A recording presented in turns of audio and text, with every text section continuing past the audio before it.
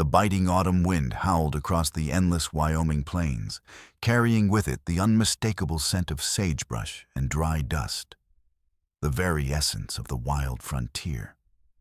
The year was 1887, and Redemption Creek sat like a scar etched into the vast, open land, a rugged reminder of survival. Its weathered wooden buildings leaned into the gusts, barely holding together, standing as silent witnesses to countless stories of hardship. Main Street was nothing more than a dirt ribbon winding through the town, flanked by three pillars of life: the rough-and-tumble saloon, the general store, and the auction house. The town's heartbeat. On the creaking porch of the Silver Dollar Saloon, Jacob Harlo leaned against the railing, one boot propped up as he surveyed his domain. To him, this dusty patch of wilderness was more than just land. It was his kingdom. At 35, Jacob was among the wealthiest cattle barons in the territory, master of the sprawling Doubler Ranch that stretched beyond the horizon's edge. His face, weathered by years of sun and wind, bore the marks of hard living, a strong jaw, a gaze that missed nothing, and a jawline carved by grit and stubbornness. His deep-set gray eyes held secrets that no outsider could ever understand, and his reputation for pride and unyielding resolve was as ingrained as the land he claimed. Men tipped their hats when he passed, respect etched into their wary glances. Women, on the other hand, kept their distance, sensing beneath his rugged exterior a coldness that even the wild wind couldn't shake, a man forged by land, war, and relentless ambition. "Another auction today," muttered Tom Brennan, Jacob's foreman and closest drinking partner, stepping onto the porch and leaning in close. Jacob grunted, downing a shot of whiskey as Tom spat tobacco into the dirt street. "Heard there's a new widow in town. Came in on yesterday's stage, all black from head to toe." Tom's voice carried a hint of curiosity, but also suspicion. "Folks are calling her the mystery widow already." Jacob's jaw clenched tight. These autumn auctions had become a grim ritual, a spectacle where widows and women, abandoned by fortune, stood on a makeshift platform while men bid for the right to take them home. Wives bought like cattle, lives traded for security in a land where sentiment was a luxury no one could afford. It made his stomach churn, though he'd never voice it aloud. In the West, survival meant cold pragmatism. Feelings were luxuries that could get you killed. Inside the saloon, rough laughter echoed, men already betting on which woman would command the highest price. The auction wasn't due to start for another hour, but the air was thick with anticipation, like a thunderstorm looming on the horizon, ready to burst. Jacob had never participated in these affairs. His ranch ran like clockwork, and his nights were never empty when he desired company. Complications, especially in the form of a wife, were risks he refused to take. Yet, as Judge Morrison, the self-appointed magistrate and auctioneer, raised his gavel, Jacob's gaze drifted toward the platform. A shroud of darkness cloaked her face, so thick it seemed to swallow the entire world around her. Black gloves hid her trembling hands, like shadows gripping her every movement. Were the other women nearby, hunched in shame, heads bowed low? Not her.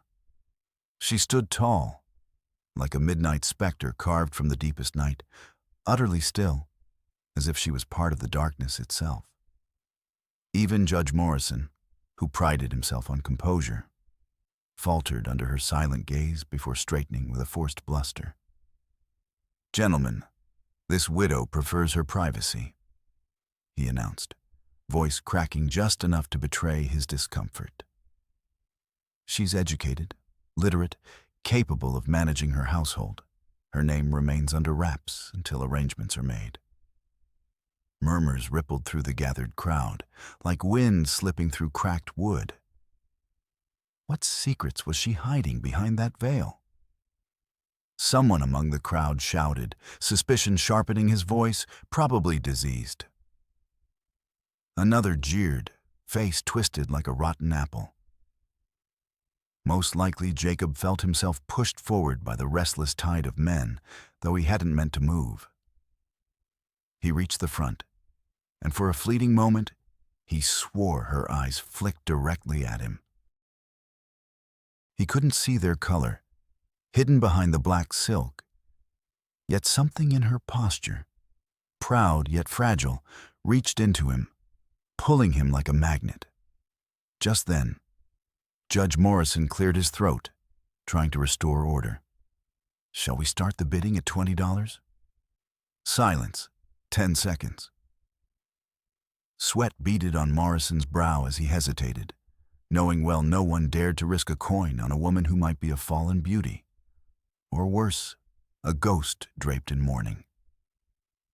Her gloved hands trembled at her sides, a crack in her composure as cold as the grave. Then, from the saloon door, a voice boomed out, loud enough to cut through the tension. "Hey, Harlo." It was Buck Watson, the rival rancher with a reputation for whiskey, cards, and trouble. He swaggered forward, flanked by 2 men, grinning like a wolf stalking prey. "I'll bet you $100 you can get that crow to shed her feathers," Buck sneered, voice thick with challenge. "And I'll double that, 200, if you can get her to strip by sunrise." The crowd erupted into jeers and whistles, the noise rising like a storm. The widow stiffened, taking a half-step back as if to retreat from the chaos. "You're drunk, Watson," Jacob snapped, voice sharp. "Maybe so." Buck grinned wider. "But my money's just as good as anyone's, unless the mighty Jacob Harlo's gone soft." That comment lit a fire in Jacob's gut. Pride flared, and despite every instinct telling him to walk away, he felt the weight of the crowd's eyes upon him, waiting to see if he'd fold. He never did reach $300. Instead, with steady resolve, Jacob turned to Morrison. $55 for the woman in black. Sold. The auctioneer's gavel struck with a crack that echoed like a gunshot, eager to end the uncomfortable silence.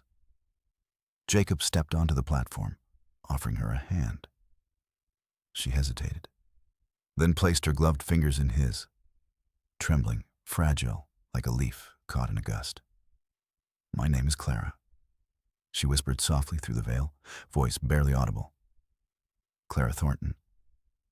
They say silence can speak volumes, but when she whispered her name, it was as if the very wind had stilled.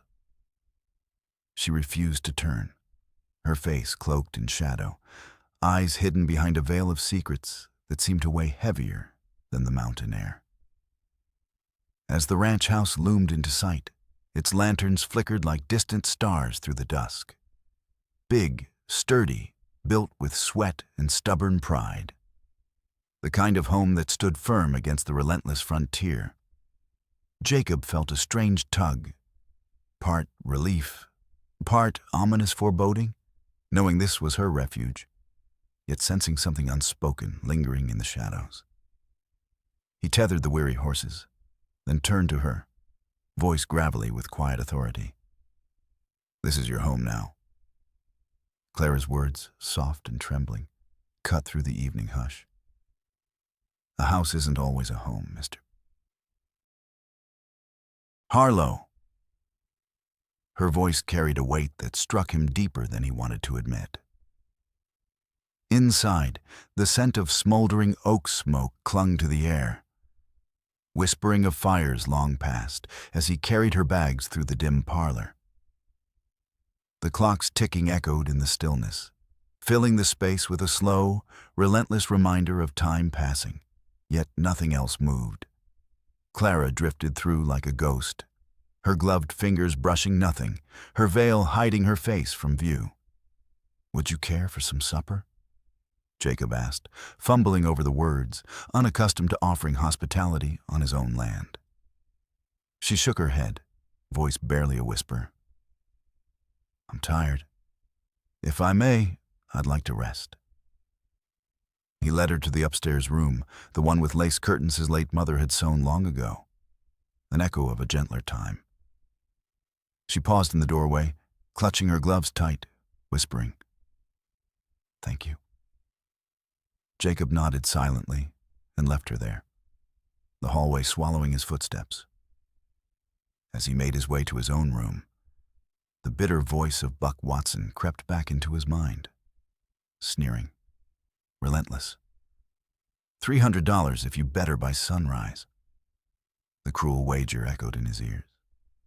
Fists clenched tight, Jacob's pride flared. This wasn't about money. It was about standing tall, about refusing to let Watson humiliate him. Yet, as darkness cloaked the house and sleep beckoned, peace eluded him. Clara's quiet presence haunted his restless mind. Who was she? Why had she arrived in silence? Beneath that veil, he sensed a sorrow deeper than the prairie's endless horizon, a pain that refused to be spoken. Come dawn, Jacob saddled up, riding out into the crisp morning air. The land stretched wide and wild, cattle grazing beneath a sky painted with streaks of gold and fire. The work steadied his mind, grounding him in the here and now. But when he returned, Clara was already awake, standing by the garden, her veil still drawn tight, hands clasped as if in prayer to some unseen deity. "Morning?" Jacob called, dismounting. She inclined her head but refused to meet his gaze, her silence more telling than words. "Folks are curious about you," he said, voice rough. A widow showing up at an auction without a name tends to stir questions. Her gloved fists clenched tighter. "I prefer not to speak of the past." Jacob's brow furrowed. "Out here, the past has a way of finding you. In the shadows of a dusty frontier town, where every handshake could hide a dagger and secrets cling like dust in the air, folks are placing their bets, waiting to see if Jacob Harlo will rise or be broken beneath the weight of his own shame. The silence is thick as a thundercloud, each eye fixed on the man who stands on the edge of his own reckoning. Shame flickers in his jaw, clenched tight as a fist, when Clara steps into the room, balancing a tray of steaming tea, her hands trembling like leaves caught in a cold wind. She freezes at Tom's words, her face hidden behind a dark veil, but her eyes burn with a quiet fury that cuts deeper than any blade. "A bet?" she whispers, voice barely more than a breath, yet heavy with unspoken pain. Tom shifts uneasily, sensing the storm brewing. Maybe I said too much. But Clara's gaze locks onto Jacob, unblinking, as if she's trying to burn through his soul. The heat of her stare feels like fire licking at his chest. Is it true? His heart pounds like a drum in a silent town square. He wants to deny it, to drown the shame that sears through him. But the truth hangs there, heavy and unrelenting, like a noose tightening with each breath. Yes, he admits it. The tray crashes to the floor, porcelain clattering on the wooden floorboards as Clara's trembling hands betray her. So I am nothing but a wager, a mere pawn in a drunken game among men. Jacob steps forward, voice thick with regret. It isn't like that. But her voice cuts him off, sharp as a whip. Then tell me what it is, Mr. Harlo. Because I came into this house hoping for dignity, a chance to stand tall. But if I'm only here because of some reckless bet, then I am no better than cattle on the slaughter block." Her words hit him like a lash, deeper than any bullet. Jacob reaches out, trying to steady her, but she pulls away, retreating up the staircase, her black dress whispering secrets against the worn wood. He's left standing in the kitchen, shame and fury twisting inside him like a snake in his gut. Tom exhales slowly, voice gravelly. "You've stepped into something far darker than you realize, Jacob." And deep down, Jacob knows his foreman's right. As he sits alone in the quiet of his house, that one thought haunts him: the veil. Clara Thornton hides her face from the world behind that dark cloth. But what secrets does she conceal? Why does she fear to show her true self? And what darkness waits beneath that shadowed fabric?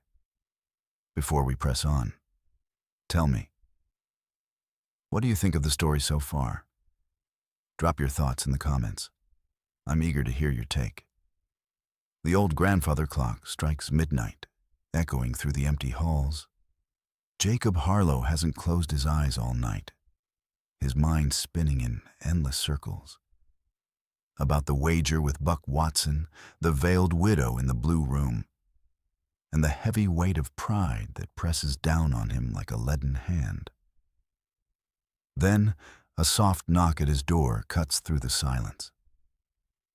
Jacob swings his legs over the side of the bed, the lamplight stretching his shadow long and ghostly across the floorboards. "Come in," he calls out. The door creaks open, and Clara steps inside. Still dressed in black, she carries an air of fragile resolve, trembling with the weight of what she's about to reveal. "I won't waste your time, mister." In the shadows of the Old West, beneath the jagged scars etched into her face, there were eyes, gray as a brewing storm on the horizon, fierce with stubborn defiance, yet haunted by a grief that ran deep. Clara's voice cut through the tense silence like a blade, chin held high, though her trembling hands betrayed her. "This is the truth," she declared, her words steady but her voice trembling with unspoken pain. "This is what your town would call a horror. This is what Buck Watson paid a hefty price to see. So now, sir, go ahead. Take your winnings." The silence that fell afterward was heavier than the smoke lingering after a gunfight, thick with unspoken fears and unyielding truths. Jacob stepped forward, slow and measured, until he was close enough to see the faint freckles still lingering beneath the scars on her cheek. His voice, rough with conviction, broke the quiet. "No," he said, firm and unwavering. "Watson bet on shame. But there's no shame here. You've endured fire, loss, and heartbreak. Yet you're still standing, stronger than most men I've known." Her eyes searched his face, desperate for the cruel laughter, the recoil, the disgust she'd come to expect from a world that never spared the wounded. But none of that came. Instead, Jacob reached out, steady and careful, his hand trembling only slightly as he touched her scarred cheek, like a man handling something fragile, something precious. "You asked if you were cursed," she thought. He answered softly, "Let me tell you plainly." His gaze never wavered. "You, Clara Thornton, are a miracle. And tomorrow, when Buck comes sniffing around for his entertainment, I'll pay him every cent and tell him I lost. Because the truth of you, your story, stays with me. No man has the right to use it as a game, a spectacle,